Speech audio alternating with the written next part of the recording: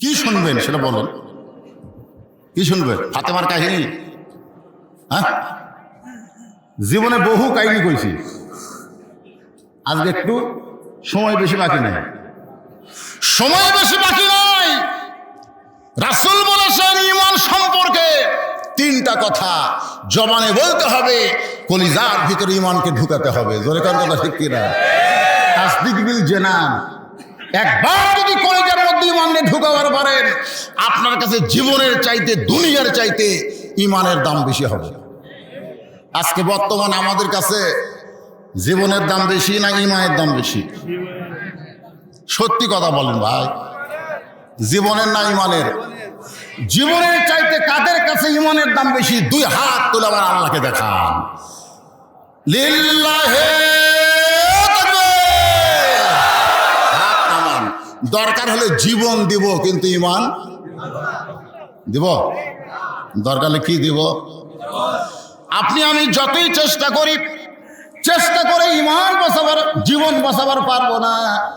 যতই চেষ্টা করি, তাসদিক বিল জিনানের একটা দৃষ্টান্ত হলো, উকিল বলতেছে রাষ্ট্রপতির কাছে যদি আপনি দরখাস্ত করেন, রাষ্ট্রপতি আপনার প্রাণ ভিক্ষা দিবে।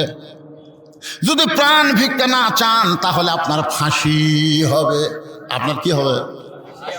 তাসদিক বিল জানান, কলিজার মধ্যে ঈমানদার বলতেছে, তুমি ভিক্ষা চাইতে বলেছ, আমি আমার জীবনে এরকম 3 জন রাষ্ট্রপতিকে ক্ষমতা থাকা অবস্থায় মরা দেখছি। কয়েকজন রাষ্ট্রপতি ক্ষমতা থাকতেই মরেছে? একটা হলো বঙ্গবন্ধু শেখ মুজিবুর রহমান, একটা জিয়াউর রহমান, একটা জিল্লুর রহমান। যারা ক্ষমতা থাকতে মরে যায় তাদের কাছে কোনো ঈমানদার জীবন ভিক্ষা চায় না। জীবন ভিক্ষা চাইবে তার কাছে যার কোনোদিন মরণ নাই। তিনি কে? আরো জোরে বলেন, তিনি কে? আল্লাহ বলতেছেন, ওয়ালা তাকুলু লিমান ইউকতালু ফি সাবিলিল্লাহি আমওয়াতুন বাল আহইয়াউ ওয়ালাকিন লা তাশউরুন। এই বিষয় ভিত্তিক 3টা আয়াতকে নিয়ে আপনাদের সামনে আমি আলোচনা করব, শুনবেন না? এর মধ্যে আমার মা বোনদের কথা আছে। আপনার হয়তো বলবেন, হুজুর তাহলে যে হাজার হাজার মেয়েরা এসে আপনার ওয়াজ শুনতে, এদের ওয়াজ করবেন না? এদের ওয়াজও করব, কারণ মা যদি ভালো না হয় তার পেট থেকে সন্তান কোনোদিন ভালো আশা করা যাবে না। জোরে কোন কথা ঠিক কিনা? একজন খ্রিস্টান নেপোলিয়ান বলেছে, আমি গবেষণা করে দেখেছি, মা যদি ভালো হয় তার সন্তান আল্লাহর ওলি হয়। তা আমি মাহফিল কমিটিদের কাছে আগে বলেছিলাম, বাবা তোমাদের কি কোনো আদায় আছে? তো কয়, না হুজুর কোনো আদায় নাই, আপনি যে কোনো সময় একটা গামছা বা ব্যাগ ছাড়িয়ে দেবার করবেন, আমরা ব্যাগ গামছা নিয়ে ভিতরে ঢুকবো, যাই যা দেয়। তো এইটা আপনাকে ওয়াজ বন্ধ করে আদায় করা লাগবে না, আপনি ওয়াজ করতেই থাকবেন, আর আমাদের ছেলেরা এদের কাছে যায় ওই টাকাগুলো নেবেন, আপনারা যারা দিবেন। 1 নম্বর হলো ইকরার বিল লিসান। আমি বললাম যারা আদায় করবেন ভিতরে ঢুকে যান, অনুমতি দিয়ে দিচ্ছি আমি, এটাই অনুমতি। সব কিছু কি ডাইরেক্ট বলা যাবে? তাই এইটুকু বললেই বোঝা লাগবে হুজুর এখন কি হয়। আর আদায়টা শুরু করতে হয় পিছনের দিক থেকে, পিছনের দিক, সামনের দিকে না, পিছনের দিক থেকে আপনারা আদায় শুরু করে সামনের দিকে আসবেন। যিনি যা পারবে আল্লাহর রাস্তায় দান করবেন এই তাফসিরুল কোরআন মাহফিলের জন্য। আমার ওয়াজ চলতেই থাকবে, অসুবিধা নেই। তাহলে 3 নম্বর হলো আমল বিল আরকান। তুমি যে ঈমানদার, এটা তোমাকে আমলের মাধ্যমে প্রকাশ করা লাগবে। আপনাদের কাছে আমার প্রশ্ন হলো, এই শুনেন, খেয়াল করেন, টাকা দিবেন, ওয়াজও শুনবেন। আমল বিল আরকান, এটা হলো ঈমানদারের শেষের গুণ। আমি যে আল্লাহকে বিশ্বাস করেছি, সে আল্লাহর হুকুম অনুযায়ী কি করব? আমল করব। জোরে কান, কি করব? আমল করব। আপনার কাছে আমার প্রশ্ন, ঈমান গ্রহণ করার পরে 1 নম্বর আমলের নাম কি? সবাই বলতেছেন না। ঈমান গ্রহণ করার পরে 1 নম্বর নেক আমলের নাম কি? সালাত, যাকে আমরা নামাজ বলে চিনি জানি। 1 নম্বর হলো নামাজ। আমার মা বোনদের জন্য বলতেছি, মা, পুরুষের জন্য 1 নম্বর হলো নামাজ, আর নারীদের জন্য 1 নম্বর হলো পর্দা। পুরুষের জন্য 1 নম্বর কি? নামাজ, আর নারীদের জন্য 1 নম্বর হলো পর্দা। পর্দা যদি নারীদের না থাকে, মেয়েরা যতই ইবাদত করুক, একটা ইবাদত আল্লাহর দরবারে কবুল হবে না। আমরা ঘরে ঘরে পর্দানিশী নারী চাই, জোরে কোন ঠিক কি না? আল্লাহ কবুল করুক, জোরে কোন আমিন। সেই পর্দার সম্পর্কে আল্লাহ কোরআনে বললেন, অকারণা ফি বুয়ুতিকুন্না ওয়ালা তাবাররাজনা তাবাররুজাল জাহিলিয়াতিল উলা। আরে 10 টাকা 20 টাকা দিবেন, সেই টাকা কি দুনিয়ার ব্যাংকে জমা হবে? বিশ্বাস করা লাগবে, জান্নাতি ব্যক্তি ছাড়া আখিরাতের প্রতি বিশ্বাস না থাকা ব্যক্তিরা কোনোদিনও দান করতে পারবে না। আপনি যেই টাকা দান করবেন ওই টাকা আপনার জান্নাতি ব্যাংকে আল্লাহ অ্যাকাউন্ট করে দিবে। ধরেন সুবহানাল্লাহ। বাড়ি গাড়ি সহায় সম্পত্তি এগুলো কি নিয়ে যাওয়া যাবে? একটা গজলের মধ্যে আছে, কিন্তু যেদিন ডাক পড়িবে কবর মাঝে যাইতে, জোগাড় কিছু করছো বন্ধু তার মাঝে বিছাইতে। যে কোনো সময় আমাদেরকে কবরের জন্য ডাক দেওয়া হবে, সেই কবরের পাথেও দুনিয়া থেকে আমাদেরকে জোগাড় করে রওনা দেওয়া লাগবে। ধরে কোন কথা ঠিক কি না? এই জন্য একটু মনোযোগ দিয়ে শুনবেন। পুরুষের জন্য 1 নম্বর নিয়ে আমল হলো নামাজ, আর নারীদের জন্য 1 নম্বর আমল হলো পর্দা। ধরে কোন কয় নম্বর? তবে হাদিস শরীফের মধ্যে আগে নামাজের কথা বলা হয়েছে, মেয়েদের 4টা আমলের কথা বলা হয়েছে। 1 নম্বর হলো নামাজ, 2 নম্বর হলো রমজান মাসের রোজা, 3 নম্বর সুচিত্রের হেফাজত পর্দা করা, আর 4 নম্বর স্বামীর খেদমত করা, স্বামীর কথা মতো চলা। আল্লাহ নবীর মেয়ে ফাতেমা নবীর কাছে এসে বলতেছে, বাবা মেয়েদের জন্য যে 4টা আমলের কথা বললেন, এই 4টা আমলের মধ্যে সবচাইতে গুরুত্বপূর্ণ আমল কোনটা? 4টাই তো আমল, 4টাই তো আল্লাহর হুকুম, কিন্তু সবচাইতে গুরুত্বপূর্ণ হুকুম কোনটা? আল্লাহ নবী বললেন, ফাতেমা 24 ঘন্টার মধ্যে 5 বার নামাজ আদায় করলে নামাজের হক আদায় হয়ে যাবে। মেয়েদের জন্য ওয়াজ করতেছি, 24 ঘন্টার মধ্যে কয়বার? যখন কয়বার? 5 বার নামাজ আদায় করলে নামাজের হক আদায় হয়ে যাবে। 12 মাসের মধ্যে 1 মাস রমজান মাসে রোজা করলে রমজানের হক আদায় হয়ে যাবে। স্বামী যখন কাছে থাকবে স্বামীর হুকুম মেনে চলতে হবে, স্বামীর খেদমত করা লাগবে। ও ফাতেমা, কিন্তু পর্দা যেই হুকুমটা আল্লাহ নারীদের জন্য করেছেন, এটা কোনো সিজনাল হুকুম না, এটা হলো সব সময় পর্দায় থাকা লাগবে। আপনারা বলেন তো, পর্দা কি বছরে 1 মাস?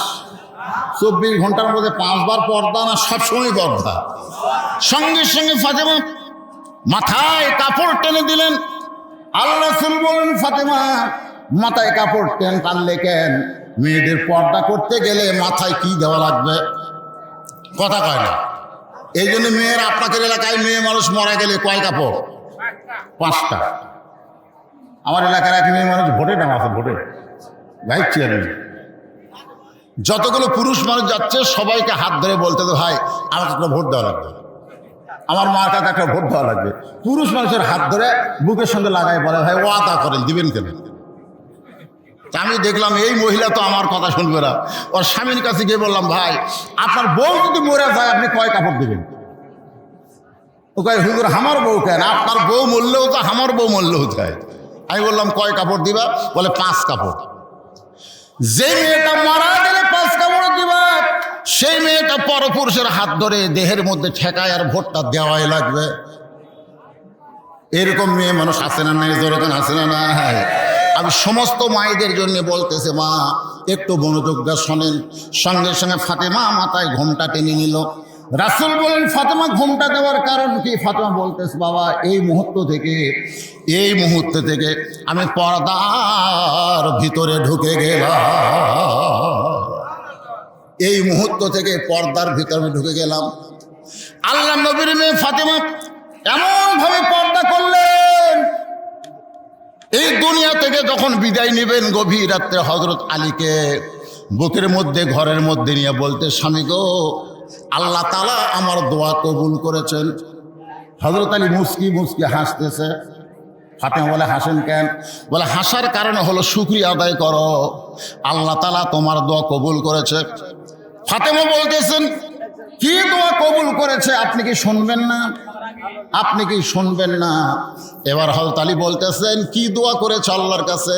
ফাতেমা বলতেছে আমি দোয়া করেছি আল্লাহ যেন আমাকে পর্দার ভিতরে মৃত্যু দেয়, কারণ মৃত্যুটাই হলো আসল। জোরে কোন কথা ঠিক কিনা? আল্লাহ কোরআনে এক জায়গায় বলেছে লা তামুতুন্না ইল্লা ওয়া আনতুম মুসলিমুন, মুসলমান না হয়ে তোরা কেউ মরিস না রে। মুসলমান হয়ে যদি মরতে চাই, যেভাবে চলতেছি, যেভাবে সমাজ ব্যবস্থা চলতেছে, এই অবস্থায় মুসলমান হয়ে মরা যাবে না। জোরে কোন কথা ঠিক কিনা? আজকে ফিলিস্তিনের দিকে তাকায় দেখেন, মুসলমান হয়ে মরার জন্য তারা কি করতেছে। আর আমরা বাংলাদেশের মুসলমান একটু কষ্ট করে কোরআনের কথাগুলো আমরা শুনতে চাই না। একটু মনোযোগ দিয়ে কথাগুলো শুনবেন। যদি কেউ উঠে যায়, আপনি ফাঁকা জায়গাটা সাথে সাথে পুরা করে দিবেন, পুরা করে দিবেন। ফাঁকা হইলে পিছনে হয়ে যাক, কোনো সমস্যা, কিন্তু মাঝে মাঝে ফাঁকা রাখবেন না, ফাঁকা রাখবেন না। ওই ফাঁকের মধ্যে শয়তান বসে আপনার মনটাও বলবে তুইও সব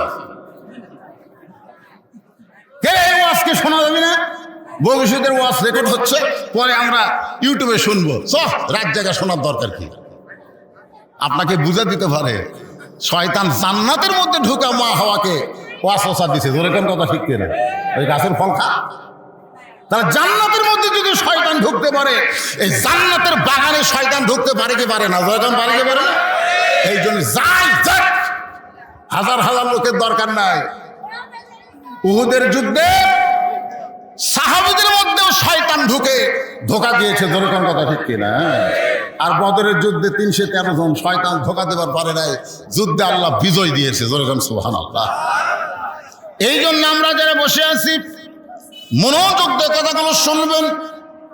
আলী বলতেছেন ফাতেমা সারা জীবন পর্দা করেছো, তোমার দোয়া আল্লাহ কবুল করেছে, তাহলে আনন্দ করে আলহামদুলিল্লাহ বলো। ফাতেমা বলে স্বামী গো, দোয়া যে আল্লাহ পর্দার মধ্যে কবুল করলো, পর্দার মধ্যে আমার মৃত্যু হবে, এই মৃত্যুটা কবে হবে সেইটাকে আপনি জানেন। আলী বলে ফাতেমা রে, কার কখন মৃত্যু হবে এটা একমাত্র আল্লাহ ছাড়া দুনিয়ার কেউ বলতে পারে না। জোরে কান ঠিক। কিন্তু কিছু লোক বলবার পারে, কিছু লোক বলবার পারে। এই বাংলাদেশে যাদের ফাঁসি হয়েছে তারা কিন্তু জানে অমুক তারিখে রাত 12টার পরে আমার ফাঁসি হবে। জোরে কোন কথা ঠিক কথা কন না কেন? যারা মৃত্যুর তারিখ জানে তারা কোনোদিন খারাপ হয়ে মরবে না। মৃত্যুর তারিখ যাদেরকে জানানো হয় তারা কোনোদিন খারাপ হয়ে মরবে না। মরার আগে যত পাপ করেছে তওবা করে তারা মৃত্যুবরণ করবে। জোরে কোন কথা ঠিক কিনা? আর মরার সময় কলমা পড়তে পড়তে তারা মৃত্যুবরণ করবে। আল্লাহ রাসূল বলেছেন, কোন ব্যক্তি সারা জীবন যদি পাপ করে আর মরার সময় কলমা উচ্চারণ করে যদি মারা যায়, এক কলেমার উসিলায় আল্লাহ তার জীবনের तमाम পাপকে মাফ করে দেয়। আলী বলতেছেন তোমার পর্দার দোয়া আল্লাহ কবুল করেছে, ঠিক আছে, কিন্তু কখন তুমি মরবা এই খবরটা জানে কে? আরো জোরে কর। এই কথা বলতেছে কে? না, এই কথা ফাতেমাকে কে বলতেছে? আলী। জ্ঞান কম না বেশি? হযরত আলীকে বলা হয় বিশ্বের সর্বশ্রেষ্ঠ মাস্টার নবীর পরে। একটা হাদিসে বলা হয় সানা মাদিনাতুল ইলমি ওয়া আলী ও বাবুহা, আমি হচ্ছে ইলমের শহর, আলী হচ্ছে তার দরওয়াজা। জোরে কানে সুবহানাল্লাহ। সে আলী বলতেছে তুমি ফাতেমা কখন মরবে এই খবর জানে কে?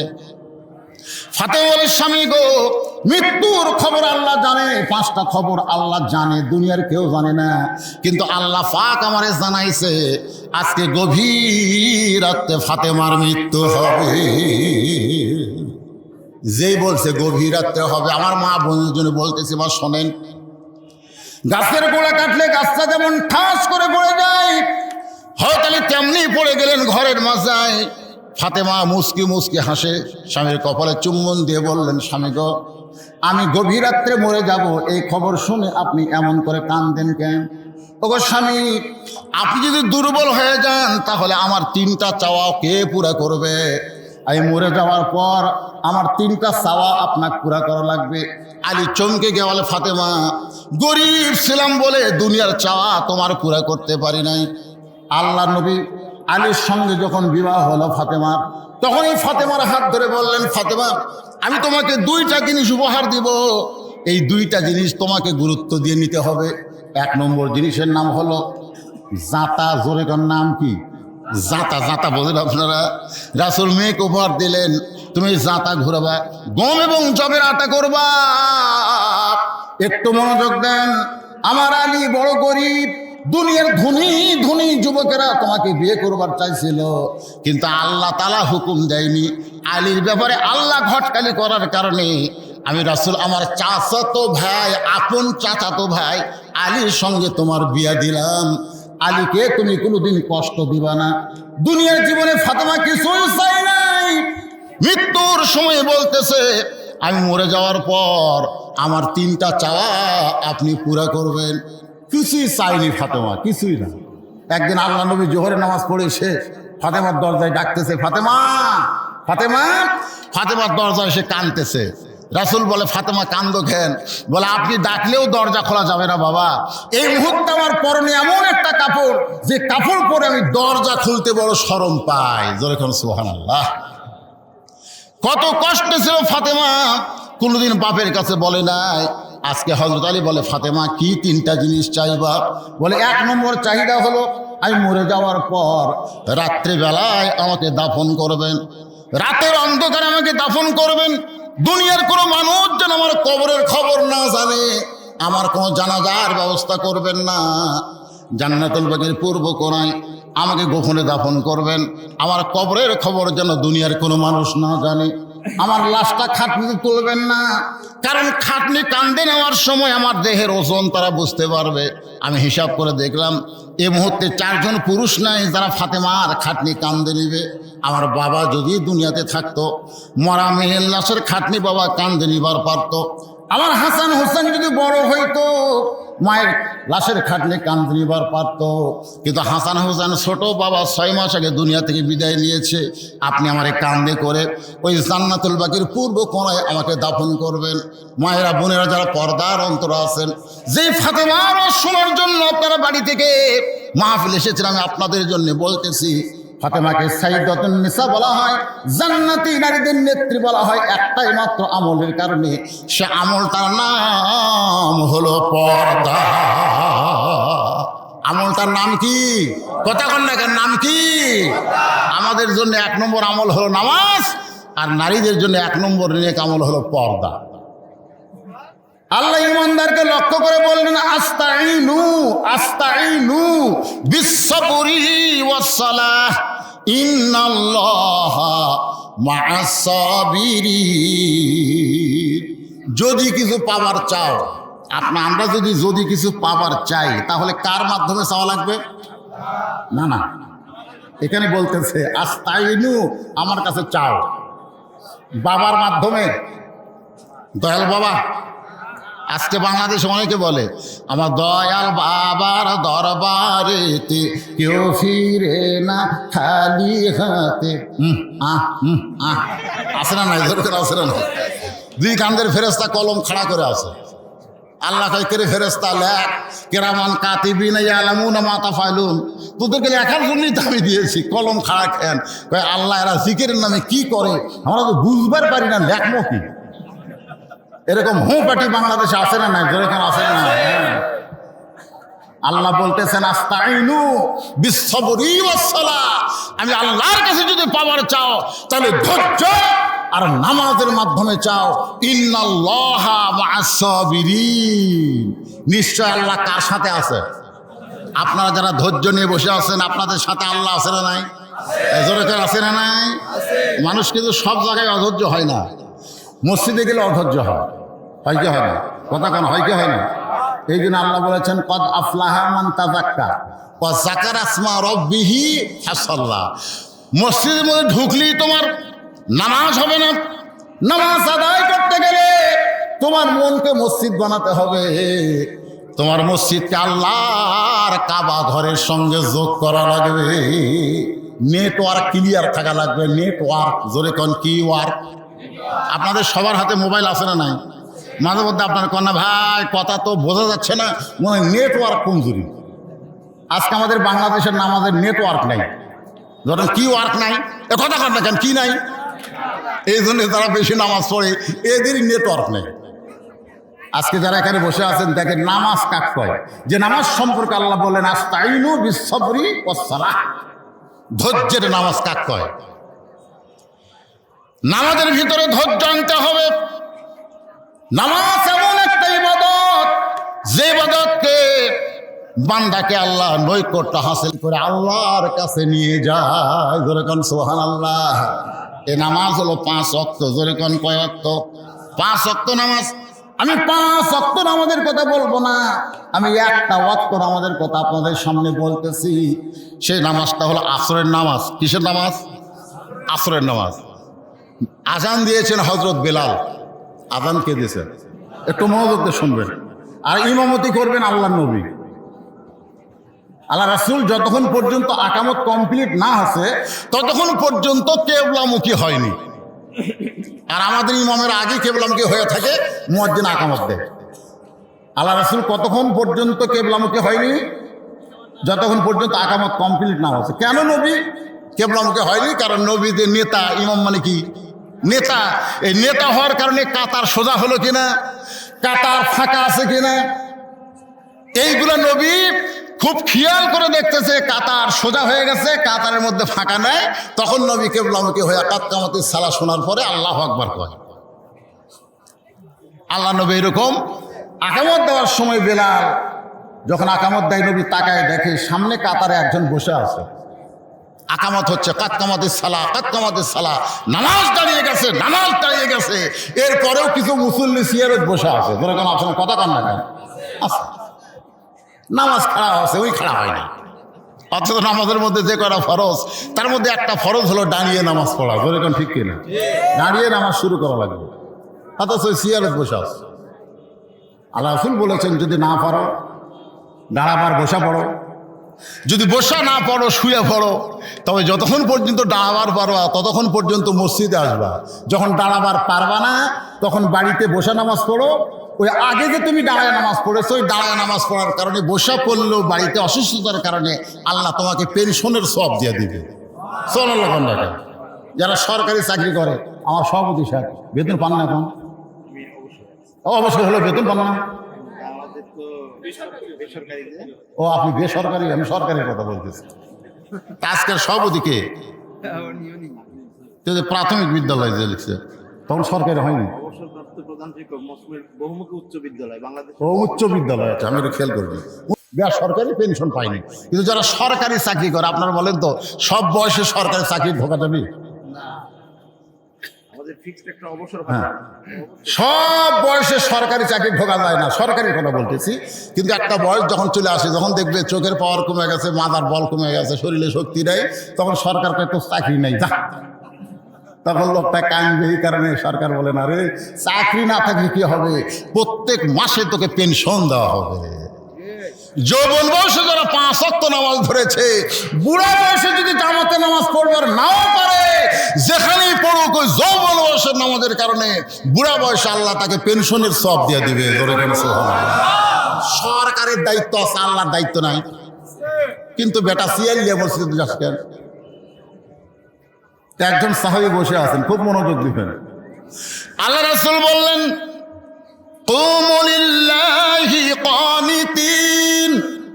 কুম মানে দাঁড়াও, লিল্লাহি মানে আল্লাহর জন্য, কানিতিন মানে আনুগত্য নিয়ে। নামাজের মধ্যে দাঁড়াইতে হয় কি নিয়ে? কথা কন না কেন? কি নিয়ে? আনুগত্য। কার আনুগত্য? আরো জোরে বলেন কার? প্রধানমন্ত্রীর সামনে যদি আপনি দাঁড়ান, আপনার দাঁড়ানোর মধ্যে ভদ্রতা আছে না নাই? জোরে কেন আছে না নাই? প্রধানমন্ত্রীর যিনি স্বয়ং প্রেসিডেন্ট আমার আল্লাহ, তার সামনে আপনি মসজিদ আল্লাহর ঘরে গেছেন, আপনার কেমন আনুগত্য হওয়া লাগবে?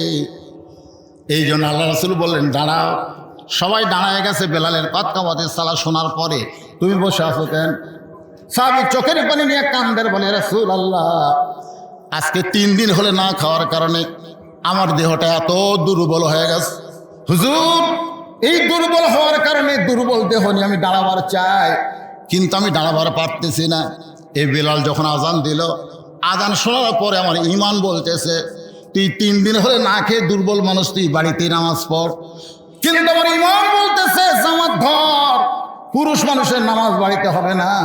হামাগুড়ি দিয়ে মসজিদের বারান্দায় ইমান বলতেছে সামনে কাতারে যা। ইমানের বলে বলিয়ান হয়ে সামনে কাতারে আসলাম, কিন্তু দেহে না খাওয়া থাকার কারণে আমি দাঁড়াবার পারতেছি না হুজুর, আল্লাহর রাস্তা আমাকে মাফ করে দেন। আল্লাহর নবী চিৎকার করে বললেন, ওসমান। ওই দুর্বল সাহাবী যখন বললেন 3 দিন না খাওয়ার কারণে আমি দুর্বল, দাঁড়াবার পারতেছি না, এমন সময় নবী ডাক দিলেন ওসমান।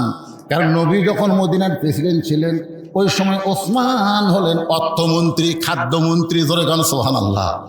আল্লাহ নবী যখন মদিনার কি যায় খালি নবীগিরি করছে না মদিনার প্রেসিডেন্ট করছে? এই নবী কিন্তু এক এক সময়, বদরের যুদ্ধে নবী কি সেনাপতি, বদরের যুদ্ধে নবী কি খাদিজার বাড়িতে বিয়ে হওয়ার আগে নবী ছিল রাখাল, তখন নবী হয়নি। নবী হওয়ার পরে 23 বছর লাকাদ কানা লাকুম ফি রাসূলিল্লাহি উসওয়াতুন হাসানাহ। আল্লাহ কেন বললেন তোমাদের নবী হলো তোমাদের উত্তম আদর্শ? কারণ তুমি যে দিকে যাও নেতা হবে, নবীর আদর্শের মধ্যে নেতাগিরি আছে না নাই? দরকার আছে না নাই?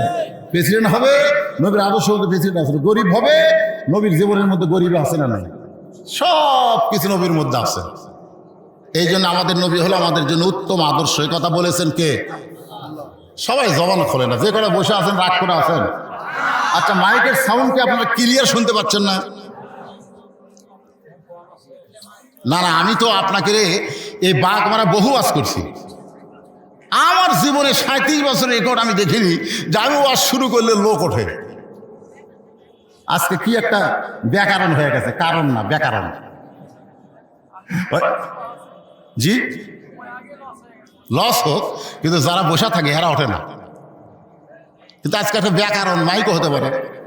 আমার কথা ঠিক মতো বুঝতে পারতেছেন না। আমি কিন্তু খুব চেষ্টা করতেছি এই 3টা আয়াতের মধ্যে আমার কথাগুলো সীমাবদ্ধ রাখতে। আপনি একটু মনোযোগ দিলে কথাগুলো বুঝবার পারবেন। তাহলে নবী যখন মদিনার প্রেসিডেন্ট ছিল ওই সময় ধর্মমন্ত্রীর নাম হলো আবু বকর। জোরে কান সুবহানাল্লাহ। ধর্মমন্ত্রীর নাম কি? আইন মন্ত্রীর নাম হলো হযরত উমর। মন্ত্রীগুলোর নাম দেখেন, আইন মন্ত্রীর নাম কি? আর অর্থমন্ত্রীর নাম হলো ওসমান গনি, আর শিক্ষামন্ত্রীর নাম হলো হযরত আলী। এখন আপনার বলেন দফতর অনুযায়ী মন্ত্রীগুলা কি ঠিক আছে? কথা কয় না, কথা কয় না, ঠিক আছে? আর বর্তমানে যে মন্ত্রীগুলো আছে আপনি দফতর অনুযায়ী তাকায় দেখেন তো। এই পরশুদিন ওয়াজ করেছি বর্তমান বাংলাদেশের ধর্মমন্ত্রী এলাকায়, জামালপুর জেলার ইসলামপুরে ধর্মমন্ত্রী এলাকায়। কার মন্ত্রী? 90% মুসলমানের দেশের ধর্মমন্ত্রী। অথচ ইসলামের প্রথম ধর্মমন্ত্রী আবু বকর। আপনারা বলেন তো খালি নামে ধর্মমন্ত্রী না তার মধ্যে ধর্ম আছে? কতক্ষণ নামে না আছে? 1 নম্বর সর্বপ্রথম ঈমান গ্রহণ করেছে। সুবহানাল্লাহ বলে। আইন মন্ত্রী হযরত ওমর শুধু নামের মন্ত্রী না, তার মধ্যে আইন আছে। ইন্নাল্লাহা ইয়ামুরুকুম আন তুআদ্দুল আমানাতি ইলা আহলিহা ওয়া ইযা হাকামতুম বাইনান নাস আন তাহকুমু বিল আদল। জোরে কোন সুবহানাল্লাহ। এখন অর্থমন্ত্রী ওসমান গনির কথা বলতেছি। ওসমান গনি হলেন নামে অর্থমন্ত্রী, নামে লাভ দৌড়ছে ওসমান গনি। লাব্বাইক ইয়া রাসূলুল্লাহ। এই তুমি অর্থমন্ত্রী হওয়ার পরেও তোমার ভাই 3 দিন হলে না খেয়ে আছে, 3 দিন হলে না খেয়ে আছে, শরীর দুর্বল, দাঁড়াতে পারতেছে না। তুমি কেমন অর্থমন্ত্রী? প্রেসিডেন্ট অর্থমন্ত্রীকে বলতেছে তোমার ভাই 3 দিন হলে না খেয়ে আছে। ওসমান গনি কান্দার বলে, রাসূলুল্লাহ আমার ভাই যে 3 দিন হলে না খেয়ে আছে, যদি আমি আগে জানতাম আমি নিজে না খাইয়া আমার ভাইয়ের বাড়িতে খাবার পৌঁছে দিতাম। আপনার বলেন তো ওসমান গনির এই কথার সাথে কি আমলের মিল আছে? আছে। নবীর হাদিস।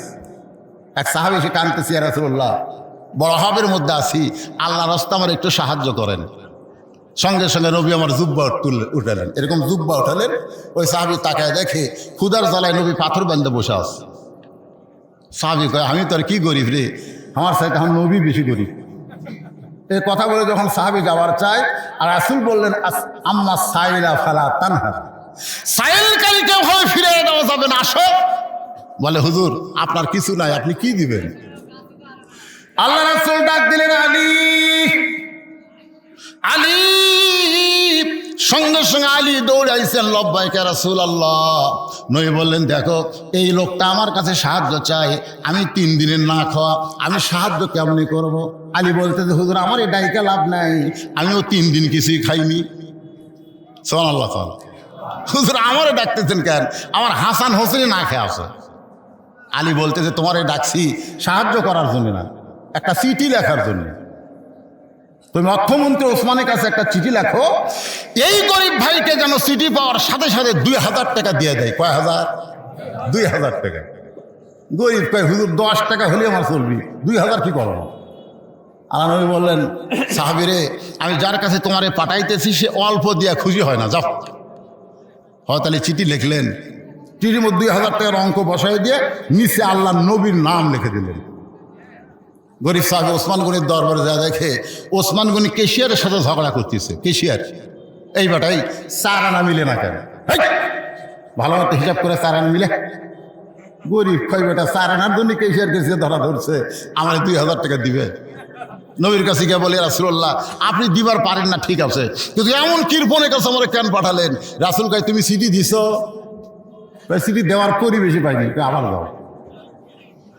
গিয়া দেখে ওসমান গনি কিছুক্ষণ পর পর কেশিয়ারকে বলতেছে, 4 আনার হিসাব না দিলে তোর ছুটি নাই। কেশিয়ারের কপাল ঘামে ঘাম টপ টপ করে পড়তেছে। 1 ঘন্টা হয়ে গেল, 4 আনার হিসাব ছাড়ে না। গরিব কয়ার কাছে চিঠি দিলে দেওয়া তো দূরের কথা, নবীর কাছে গিয়া বলতেছে, রাসূলুল্লাহ 1 ঘন্টা হলো যে ওসমান 4 আনা হিসাব ছাড়ে না, সে 2000 টাকার দান কেমনি করে? আল্লাহ নবী বলেন, তুমি কি চিঠি তারে দিছ? বলে, ইয়া রাসূলুল্লাহ চিঠি তারে দেই নাই। নবী বলতেছেন, আবার যাও, আবার যাও। গরিব চিন্তা করে, না খাইয়া বসা থাকা ভালো, কিন্তু বারবার ঘোরা ভালো না। না খাইয়া বসে থাকা কিন্তু বারবার যাওয়া আসা ভালো। একটা ফকিরকে আমি দেখছি, 1 দরজা ভিক্ষা চায়, 2 দরজা বাদ দিয়ে আর 1 দরজা যায়। আমি বললাম, কেউ ফকির মাঝখানে 2 বাড়ির দরজা বাদ দিলি কেন? তা আপনি ভিক্ষা শুরু করেন, তারপরে বুঝবেন। আমি বললাম, ভিক্ষা না করে বোঝা যাবে না? তাই হুজুর কমপক্ষে 10 বার এই 2 বাড়িতে আমি ভিক্ষা চাইছি। প্রত্যেকবার বাড়ির মধ্যে থেকে বলে, মাফ করো। যারা ফকিরের কাছে মাফ চায়, এরা ফকিরের চাইতে বড় ফকির। আমার সময়ের দাম আছে, এই 2 বাড়ি আমি তালাক দিছি। আপনি কি মনে না আমার সময়ের দাম নাই? এই 2 বাড়ি আমি তালাক দিছি, ওরা আমার চাইতে বড় ফকির। ওসমান গনি চিন্তা করে, আবার গেলে তো একই অবস্থা, নবীর কথা শোনা লাগবে, দরকার নাই। গোপন রাস্তা দিয়ে যখন রওনা দিচ্ছে গরিব, এমন সময় দেখে রাস্তার মাথায় হযরত আলী দাঁড়ায় আছে। বলতেছে, ভাইজান আমার হাসান হোসেন না খাওয়ার কারণে 2টা টাকা হাদিয়া দে, তোরে চিঠি লিখে দিলাম, আমি কিন্তু ভিক্ষা চাচ্ছি না, তোরে যে চিঠি লিখে দিলাম এই লেখার মুহুরি স্বরূপ 2 টাকা তুই হাদিয়া দে। গরিব কান্দার বলে, আলী চিঠির মধ্যে 2000 টাকা লিখছ, টাকা রাখারও তোমার একটা জায়গা থাকা লাগবে, না থাকলে তো টোপলা নিয়ে আমি আসতাম। তুমি দেখো আলী, টাকার জায়গার টাকা আছে, চিঠি আমার পকেটে। তোমার পকেটে কেন? তুমি যাওনি কে? গেছি 2 বার গেছি, 4 আনার জন্য যে কেশিয়ারক ছাড়ে না, 2000 দিবি? আলী কয়, ভালোই তো হিসাব করছো। এই চিঠিটা লিখবার কষে কে? এই চিঠিটা লিখতে বলেছে, মা ইয়ানতিকু আনিল হাওয়া ইন হুয়া ইল্লা ওয়াহয়ুন ইউহা। যে নবী নিজের ইচ্ছায় কিছু করে না, সব কিছু করে আমার আল্লাহর ইচ্ছায়। জোরে কান সুবহানাল্লাহ। যাও যাও। আলীর ভাই গরিব সাহেব ওসমান গনির দরবারে গিয়ে দেখে কেশিয়ার ওসমান গনি 2 জনে আল্লাহর শুকর আদায় করতেছে। আলহামদুলিল্লাহ আলহামদুলিল্লাহ। শুকর আদায় করার কারণ হলো 4 আনার হিসাব মিলেছে। যাদেরকে আল্লাহ সম্পদ দিয়েছে, প্রত্যেকটা সম্পদের হিসাব আছে না নাই? জোরে কোন আছে না নাই? কেন হিসাব আছে? কেন হিসাব করে বছরে আপনাকে শতকরা 2.5 টাকা যাকাত দিতে হবে, হিসাব করে। বেহিসাবে আপনি কোটি টাকা যাকাত দেন, আপনার যাকাত আদায় হবে না। যাকাত দিতে হবে সম্পদের হিসাব করে। ধরে কোন কথা ঠিক কিনা? তাহলে 4 আনার হিসাব আছে না নাই? হ্যাঁ, 2 জনে আল্লাহ শুকর আদায় করতেছে, হিসাব মিলেছে। গরিব সালাম দেয়, চিঠি দেয়। ওসমান গনি চিঠি হাতে নিয়ে একটা চুমা খাইছে। ওসমান গনি ভাবলাক দেয়, বলে ভাইজান এই চিঠি কে পাঠাইছে? গরিব বলতে চিঠির নিচে তার নাম লেখা আছে আল্লাহর নবী এই চিঠি পাঠাইছে। সঙ্গে সঙ্গে ওসমান গনি চিঠিকে চুম্বন দিয়ে বলে ভাইজান এই চিঠি কে পাঠাইছে? গরিব বলতে চিঠির নিচে নবীর নাম লেখা আছে এই চিঠি আল্লাহর নবী পাঠাইছে। সঙ্গে সঙ্গে ওসমান গনি চিঠি চুমু দিয়ে বলে ভাইজান এই চিঠি কে পাঠাইছে? গরিব কয় রে চিঠির মধ্যে 2000 টাকার অঙ্ক দেখে তুই পাগলা হয়ে গেছিস, আল্লাহর নবী এই চিঠি পাঠাইছে। সঙ্গে সঙ্গে ওসমান গনি চুম্বন দিয়ে বলে ভাইজান এই চিঠি কে পাঠাইছে? গরিব বলতে তোর কাছে আমার টাকার দরকার নেই, কারণ আমি 2 বার দেখছি তুই কেশিয়ারকে 4 আনার জন্য ছাড়িস নি। নবীর কাছে গিয়ে বলে রাসূলুল্লাহ আপনি দিবার পারেন না, ঠিক আছে এমন লোকের কাছে আমার পাঠাইছেন এই খবর। আল্লাহ রাসূল বলে আমার ওসমান তো এমন হওয়ার কথা ছিল না, যাকে আল্লাহ অর্থমন্ত্রীর দায়িত্ব দিয়েছে সেই মানুষটা তো সম্পদের লোভী হওয়ার কথা ছিল না। এই কথা যেই বলতেছে এমন সময় ওসমান গনি 1 বস্তা টাকা নিয়ে নবীর দরজায় হাজির। জোরে কেন সুবহানাল্লাহ। আল্লাহ রাসূল বলে ওসমান আমি তোমাকে 2000 টাকা দেওয়ার কথা বলেছি, 1 বস্তা আনছো কেন? বলে হুজুর চিঠি পাওয়ার সঙ্গে সঙ্গে 2000 টাকা নিয়ত করেছি, আর নিয়ত করেছি যতবার আপনার পবিত্র নাম আমার সামনে উচ্চারণ করবে প্রত্যেকবার 2000 টাকা করে বাড়ায় দেব। এ পর্যন্ত আমার ভাই 3 বার আপনার নাম উচ্চারণ করার কারণে 6000 আর চিঠির কারণে 2000 আর 1000 টাকার বস্তা এনে আপনার সামনে হাজির। আমার হাত দিয়ে নয় আপনার পবিত্র হাত দিয়ে আমার ভাইকে দিয়ে দেন। সুবহানাল্লাহ বলে। গরিব সাহাবী কান্দে, ওসমান আল্লাহ নবী কান্দার বলে আল্লাহ যে ওসমান আমার নাম শুনে 2000 টাকা দান করে দেয় সে ওসমানকে আমি কি দিব? আল্লাহ বলে আপনাকে দেওয়া লাগবে না, আমার জ্ঞানী ডিগ্রি আমি আল্লাহ ওসমানকে উপহার দিয়ে দিলাম। আল্লাহু গানিয়ুন ওয়া আনতুমুল ফুকারা ইল্লা ওসমানু গানিয়ুন। সে ওসমান হচ্ছে অর্থমন্ত্রী। নবী ডাক দেওয়া ওসমান পেট ভরা খাও। আর তোমার ভাই 3 দিন হলে না খাওয়ার কারণে নামাজে দাঁড়াবার পারতেছে না, নামাজে দাঁড়াবার পারতেছে না। খুব খেয়াল করবেন। এই গরিব সাহাবী আজকে বসেই নামাজ পড়ো। নামাজ শেষ হলে ওসমানের বাড়িতে যাবে, ওসমানে এমন দেওয়া দিবে তোমার আর জীবনে ভিক্ষা করা লাগবে না, না খেয়ে থাকা লাগবে না। ধরে কোন সুবহানাল্লাহ। গরিব সাহাবী বলতেছি ইয়া রাসূলুল্লাহ নামাজ শেষ হলে ওসমানের বাড়িতে আমি যাব না। আল্লাহ রাসূল বলে যাবে না কেন? বলে ইয়াকা নাবুদু ওয়া ইয়াকা নাস্তাইন। এই আয়াতের প্রতি আমার যতক্ষণ ঈমান আছে, ইয়াকা নাবুদু ওয়া ইয়াকা নাস্তাইন, এই আয়াতের প্রতি যতক্ষণ আমার ঈমান আছে, ইবাদত করে আল্লাহর কাছে সাহায্য চাও, ততক্ষণ পর্যন্ত আমি না খাইয়ে মরে যাব, কিন্তু আমার আল্লাহ ছাড়া আমি ওসমানের দরজায় যাব না। সুবহানাল্লাহ বলেন না? আস্তাইনু বিস-সাবরি ওয়াস-সালাহ। সঙ্গে সঙ্গে আল্লাহ নবী বললেন আজকে আসরের নামাজ দেরিতে হবে, আসরের নামাজ দেরিতে হবে। এই কথা বলে নবী মেহরাব থেকে গরিব সাহাবীর দিকে পা বাড়ালেন। মেহরাব থেকে গরিব সাহাবীর দিকে যখন পা বাড়াইছে এমন সময় ওমর ফারুক নবীর জুব্বা টেনে ধরছে। ওমর ফারুক নবীর জুব্বা ধরে আইন মন্ত্রী, জোরে গান কি মন্ত্রী? এই জোরে গান কি মন্ত্রী? আইন মন্ত্রী নবীর জুব্বা টেনে ধরে বলতেছে ইয়া রাসূলুল্লাহ আপনার জুতার পরশে আল্লাহর আরশ ধন্য হয়ে যায় মিরাজের রজনীতে। সেই নবী আপনি কেন গরিব সাহাবীর কাছে যাবেন? আপনি হুকুম দেন আমরা গরিবকে আপনার সামনে হাজির করে দিব। সাল্লাল্লাহু আল্লাহ রাসূল বলে ওমর খালি 2 চোখ দিয়ে দেখে আইন মারতিছে। ইয়ানজুরু বি নূরিল্লাহ, চোখ বন্ধ করে একবার দেখো আমি নবী মেহরাব ছেড়ে কেন গরিব সাহাবীর দিকে যাই, চোখ বন্ধ করে একবার দেখো। কারণ সব জিনিস চোখ খুলে দেখা যায় না, অনেকগুলো দেখতে গেলে চোখ বন্ধ করে দেখা লাগে। যেরকম কথা ঠিক কিনা? কারণ ছোটবেলায় আমরা পড়েছি 1 চন্দ্র, 2 পক্ষ, 3 নিত্র। এই বর্তমান ডিজিটাল যুবকেরা বলো তো নিত্র মানে কি? একজন কথা আর কথা কয় না। নিত্র মানে কি? চোখ। তাহলে এখানে বলা হচ্ছে 3 নিত্র, চোখ কয়টা? কিন্তু আমাদের কাছে আছে কয়টা? 2টা। এই 2টা দিয়ে দেখি এটা কার বাড়ি রে? আয় হায় একটা বাড়ি রে। আল্লাহ কয় তুই বাড়ি জীবনে বাড়াবার পারলি না, পরের বাড়ির প্রশংসা করে তুই পাপী হয়ে গেলি। দুনিয়ার বাড়ি কোনো বাড়ি না, আসল ঘর তোমার কবর। জোরে কোন কথা ঠিক কিনা? আমি একদিন এক বন্ধুর বাড়ির দরজা দিয়ে বললাম, ভাই এত সুন্দর বাড়ি করছো, আর গেটটাই কি সুন্দর। আমার দিকে তাকাই বলে, হুজুর আপনি বড় বক্তা হলেন কিন্তু শিক্ষিত হলেন না। আমি বললাম কেন? বলে শহরে কোনো বাড়ি থাকে? এটা বাসা হুজুর, বাসা বাসা। আমি বললাম ও এটা বাসা। গ্রামে যেগুলো আছে এইগুলো হলো বাড়ি, আর শহরে যেগুলো বিল্ডিং এগুলো হলো বাসা। আমি তখন বললাম, ভাই একটু চোখ বন্ধ করো, একটু চোখ বন্ধ করো। আজ থেকে 50 বছর আগে আব্দুল আলিম গানে গানে বলেছে, এপারে তোর বসত বাড়ি, ওই পারে তোর বাসা। সবাই বলেন, এপারে তোর বসত বাড়ি, ওই পারে তোর বাসা।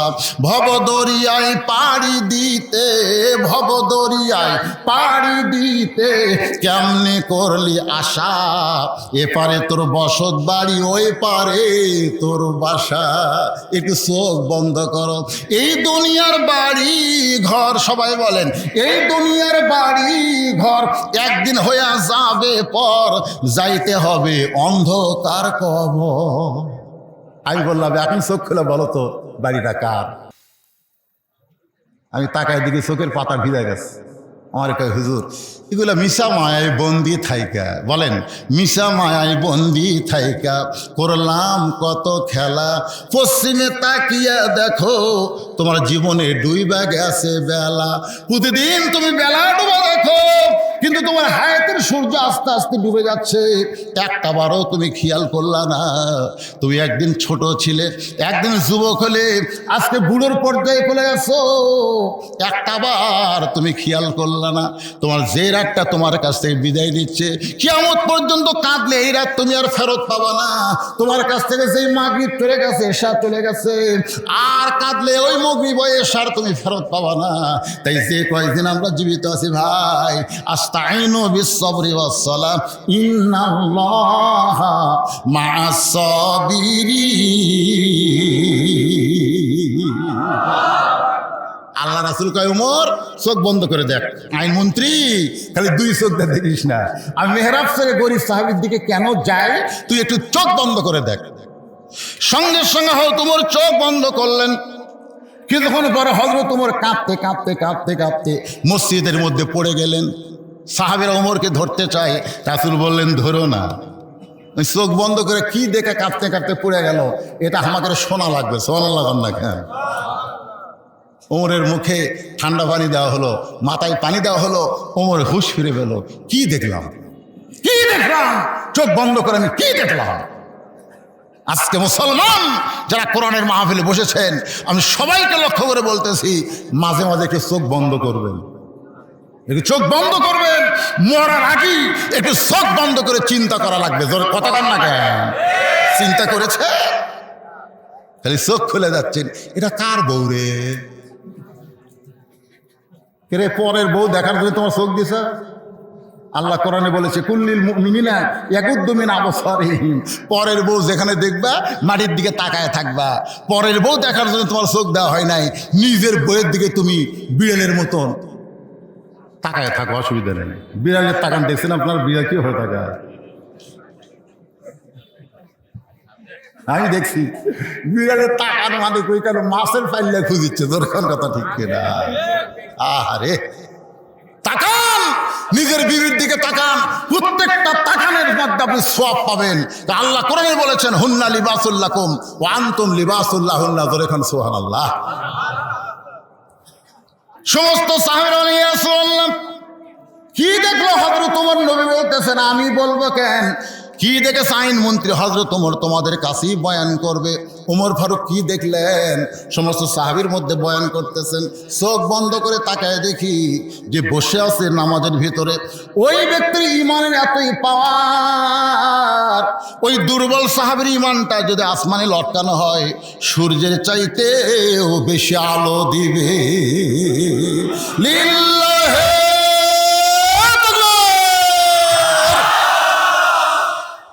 চাইতেই যদি হয় কার কাছে? দরকার হলে না খেয়ে মরে যাবো, কিন্তু আল্লাহ বাদ দেয়া দুনিয়ার ওসমানের দরজা থামি যাবো না।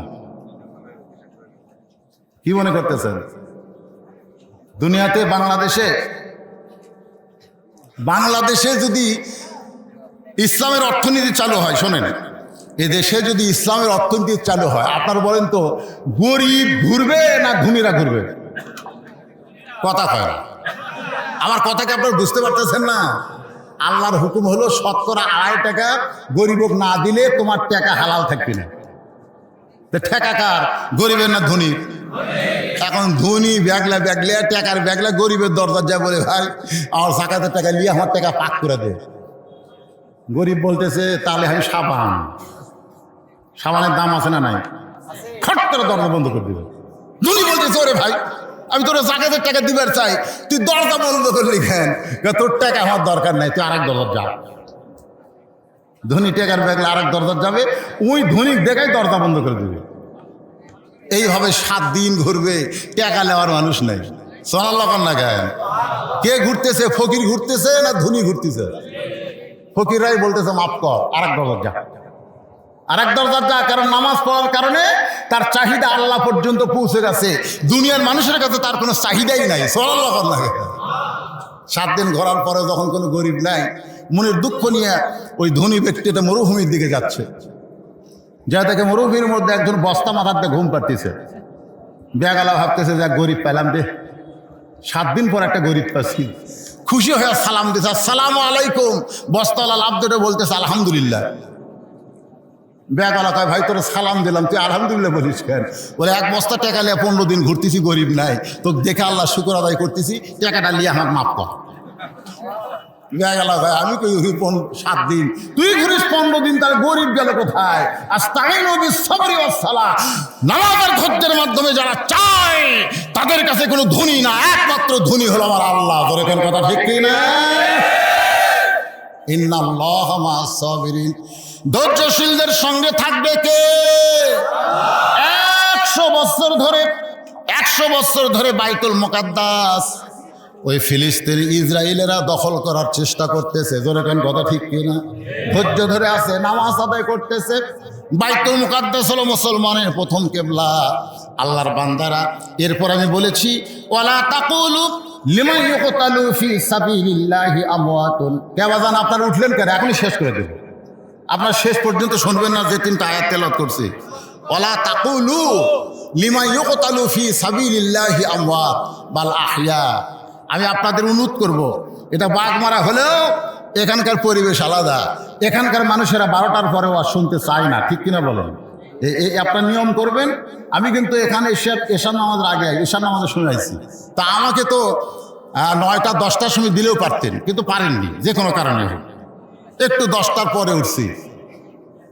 এই আয়াতের একটু সামান্য সময়, এই সময় না, সামান্য সময় আপনাদের সামনে বলবো। বর্তমান বিশ্বের প্রেক্ষাপটে এই আয়াতের তাফসীর আমাদের শুনতেই হবে। কি শোনার দরকার আছে না নাই? মারাত্মক কথা, ডাইরেক্ট কথা আল্লাহ বলেছেন। এই আয়াতের মধ্যে কোনো ইনডাইরেক্ট কথা নাই। আল্লাহ বলেছেন ওয়ালা তাকুলু লিমা ইউকতালু ফি সাবিলিল্লাহি আমওয়াত বাল আহইয়া ওয়ালাকিন লা তাশউরুন। আল্লাহ রাস্তায় যারা জীবন দেবে, শোনেন, জীবন দেওয়া লাগবে কার রাস্তায়? আল্লাহ রাস্তায় যারা জীবন দিবে, আল্লাহ বলেছেন তোমরা তাদের মৃত্যু বলো না, আমি আল্লাহ বলতেছি তারা জীবিত। আজকে আমাদের বাংলাদেশে আল্লাহ রাস্তায় যারা জীবন দিয়েছে, সামনে যারা জীবন দিবে, বাংলাদেশের মানুষ তাদেরকে মৃত্যু বললেও আল্লাহ বলতেছেন তারা মরেনি, তারা কিয়ামত পর্যন্ত অমর হয়ে থাকবে। যেরকম কথা ঠিক কিনা? এরকম মহামানব আমাদের দেশে আছে না নাই? যেরকম আছে না নাই? ওনারা মরে যাচ্ছে, আল্লাহ রাস্তায় এদেরকে কি করা হচ্ছে? হত্যা করা হচ্ছে, হত্যা। আপনাদের এলাকার ইয়াজিদ নামে কোনো লোক আছে? এ কথা কন না কেন? ইয়াজিদ নামে কোনো লোক আছে? গোটা বাংলাদেশে আছে, কিন্তু হোসাইন নামে আছে না নাই? আপনাকে এলাকাতে খুঁজে দেখেন 2-4টা পাবেন, তারপর ইয়াজিদ নাম তুলেন না কেন? ইয়াজিদ ক্ষমতার চেয়ারে বসে হোসেন রাদিয়াল্লাহর মুখের মধ্যে লাঠি ঢুকায় বলতেছিল, হোসাইন তুই শেষ হয়ে গেছিস, তোর আর দাম নেই, তুই শেষ, তোর দেহ পড়ে আছে কারবালা, মাথাইছে দামেশকে, তুই শেষ। একজন সাহাবী দাঁড়িয়ে বলেন, ইয়াজিদ মুখে যা আসে তাই বলো না, শেষ হোসাইন হয় নাই, আমি দেখতেছি তুমি শেষ হয়ে যাচ্ছ, তুমি শেষ হয়ে যাচ্ছ। একদিন তোমার ক্ষমতা থাকবে না, এই চেয়ারও থাকবে না, মানুষের অন্তরে তুমি থাকবা না, মানুষের মুখে তুমি ঘৃণার পাত্র হবা। তোর কোন কথা ঠিক? আজকে হোসাইন মরে নাই, হোসাইন জীবিত, মানুষের কলিজার টুকরা। আর ইয়াজিদ হলো এমন একটা নাম মানুষ ঘৃণা করে। তোর কোন কথা ঠিক কিনা? ক্ষমতার চেয়ার পায়া ভালো মানুষকে হত্যা করে তুমি মনে করবা আমি হইছি রে, তুমি কিছু হওনি, খালি মরিয়া দেখো তুমি ঘৃণার পাত্র হয়ে যাবা। তোরে কোন কথা ঠিক কিনা? আল্লাহ রাস্তায় যারা জীবন দিচ্ছে, যারা দিছে, যারা দিবে, আয়াতে আল্লাহ বলেছেন তারা মরবে না। আমি আল্লাহ বলতেছি তারা জীবিত। তোরে কোন সুবহানাল্লাহ। বালাহিয়া, বরং তারা জীবিত। ওলা কিল্লা তা শুরুন, তোমরা সাধারণ মানুষ সেটা বুঝতে পারতেছে না। আবু হানিফা রহমতুল্লাহ আলাইকে জেলখানার মধ্যে হত্যা করা হয়েছে। যেরকম কথা ঠিক কিনা? কথা কান না গে মরিছে আবু হানিফা। ওই সময় যিনি তাকে জেলখানায় হত্যা করেছিল তার নাম হলো আবুল মনসুর। আপনারা বলেন তো আবুল মনসুরের নাম কেউ কবার পারে? এ কথা কান না কেন কেউ কবার পারে? কিন্তু আবু হানিফার নাম মানুষের অন্তরে অন্তরে আসে না, না যেরকম আসে না, না। কিয়ামত পর্যন্ত হকের পক্ষে যারা থাকবে তাদের অনেককেই হত্যা করা হবে। তাই বলে মনে করেন না তারা নিহত হয়ে গেছে, মরে গেছে, বরং তারা চির অমর হয়ে কিয়ামত পর্যন্ত আল্লাহ তাদের রাখবে। যেরকম ঠিক। তো সামনে আসতেছে দিন, সামনে দিন আসতেছে। আজকে ফিলিস্তিনে শুরু হয়েছে, মনে করতেছে আমাদের বাংলাদেশে হবে না। গোটা পৃথিবীর মধ্যে আমি পৃথিবীর যতটুকু দেশে গেছি আল্লাহ আমাকে যা দেখাইছে, বর্তমানে মুনাফিকের ফ্যাক্টরি দেশের নাম হলো বাংলাদেশ। যেরকম কথা হচ্ছে মুনাফিক আমাকে টুপিওয়ালার মধ্যে আছে। আপনি বলেন তো সর্বোত্তম যিনি মুনাফিক তার চরিত্র কেমন? আবু বকরের সঙ্গে নামাজ পড়ে, 5 ওয়াক্ত নামাজ তাকবীর উলার সাথে সামনে কাতারে আদায় করে, টুপি পাগড়ি জুব্বা সব 1 নম্বর। আবু বকর রাদিয়াল্লাহু বাম পাশে দাঁড়ায় নামাজ পড়ে। নামাজের মধ্যে আল্লাহ তাআলা একটা আয়াত নাযিল করলেন। আমাদের নবী নামাজের ভিতরেও কোরআন নাযিল হয়েছে। ধরে কোন সুবহানাল্লাহ। নামাজের ভিতরে নাযিল হলো ইয়া আইয়ুহান নাবিয়্যু হারজিল মুমিনিনা আলাল কিতাল। নামাজ শেষ করে নবী সাহাবীদের বললেন, সাহাবীরা আজকে যখন নামাজের মধ্যে ছিলাম তখন কোরআনের আয়াত আল্লাহ নাযিল করেছে, তোমরা কি আয়াতটা শুনবা? সাহাবীরা বললেন, হুজুর শুধু শুনবো না, সামিনা ওয়া তাআনা, আমরা শুনবো এবং আমল করব। জোরে কান্না সুবহানাল্লাহ। আল্লাহ রাসূল বললেন আয়াতটা হলো ইয়া আইয়ুহান নাবিয়্যু হারজিল মুমিনিনা আলাল কিতাল।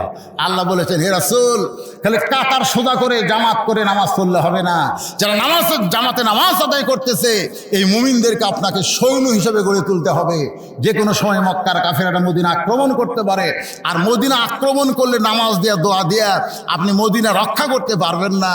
কাফের বেঈমানদের বিরুদ্ধে আপনাদেরকে অস্ত্র ধরা লাগবে। আয়াত যখন নাযিল হলো ওই টুপিওয়ালা জুব্বাওয়ালা নবীর হাঁটুর সঙ্গে হাঁটু লাগাই বলতেছে ইয়া রাসূলুল্লাহ এটা না গন্ডগোলের আয়াত। তোরে কোন কিসের আয়াত? রাসূল চমকে উঠছে, কে রে? হ্যাঁ, ইসলামী আন্দোলনকে যারা গন্ডগোল কয় ই কে রে?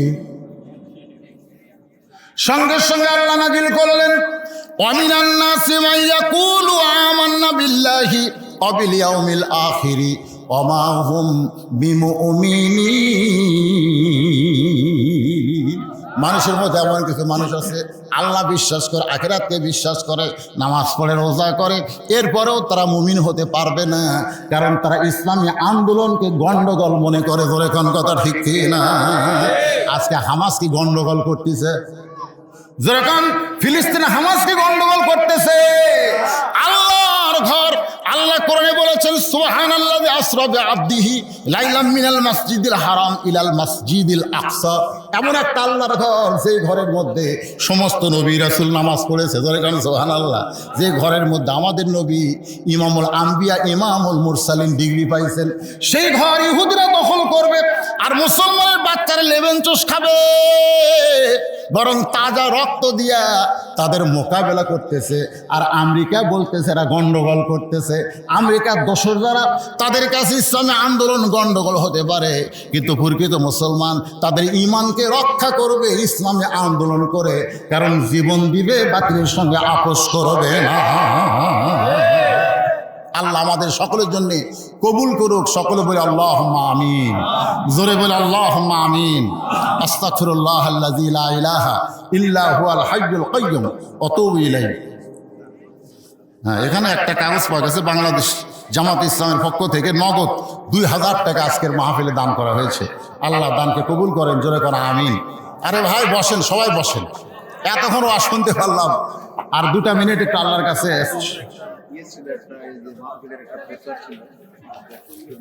হ্যাঁ, মোনাজাতের পরে পোস্টাল বলে দেবেন, দোয়া করে দিই ভাই। আল্লাহুম্মা আমিন। আল্লাহুম্মা আনতাস সালাম ওয়া মিনকাস সালাম তাবারাকতা ইয়া যাল জালালি ওয়াল ইকরাম। আয় আল্লাহ, কষ্ট করে মেহনত করে হাজার হাজার বান্দা বান্দি আরামের ঘুম বাড়িতে বাদ দিয়া তোমার কোরআনের মাহফিলে তাফসীর শুনলো। আল্লাহ মেহেরবানি করে আজকের মাহফিলকে কবুল করো। যারা টাকা পয়সা খরচ করে কষ্ট করে এত বিশাল আয়োজন করেছে, আল্লাহ এই যুবকদেরকে 5 ওয়াক্ত নামাজি কবুল করো। আয় আল্লাহ, তাআলা আমার মা বোনদের পর্দা নিশি কবুল করো। আজকে যারা টাকা পয়সা সহযোগিতা করেছে বুদ্ধি বিবেচনা দিয়া, আল্লাহ তাদের সকলকে এই মাহফিল ওসিলায় জান্নাতি কবুল করো। রব্বির হামহুমা, সকলে বলেন রব্বির হামহুমা কামা রব্বায়ানি সগীরা। আমাদের মধ্যে যাদের বাপ মা কবরে গেছে, আল্লাহ এই দানের ওসিলায় বাপ মার কবরকে জান্নাতের টুকরা বানাও। মাহফিল ওসিলায় বাপ মার কবরকে জান্নাতের টুকরা বানাও। আজকের মাহফিলের সম্মানিত সভাপতিকে আল্লাহ তুমি কবুল করো, সহসভাপতিদের কবুল করো, প্রধান অতিথি বিশেষ অতিথিদের আল্লাহ তুমি কবুল করো, আলেম ওলামাদের কবুল করো। বিপদ আপদ মুসিবত থেকে আল্লাহ আমাদেরকে হেফাজত করো। আল্লাহ, কোরআনের মাহফিল আমরা বসেছি, শুধু শুনবো না, কোরআন মোতাবেক আমরা চলতে যেন পারি। আল্লাহ, কোরআনের বিজয় দাও বাংলাদেশে, জোরে কান আমিন। আল্লাহ, একদিন আমরা দেখব এই বাংলাদেশ কোরআনের দেশ আল্লাহ কবুল করেছে। এই দৃশ্য দেখার মতন সুযোগ আল্লাহ আমাদেরকে দান করে দাও। সুবহান রাব্বিকা রব্বিল ইজ্জাতি আম্মা ইয়াসিফুন ওয়া সালামুন আলাল মুরসালিন ওয়ালহামদুলিল্লাহি রাব্বিল আলামিন বিরহমাতিকা ইয়া আরহামার রাহিমিন।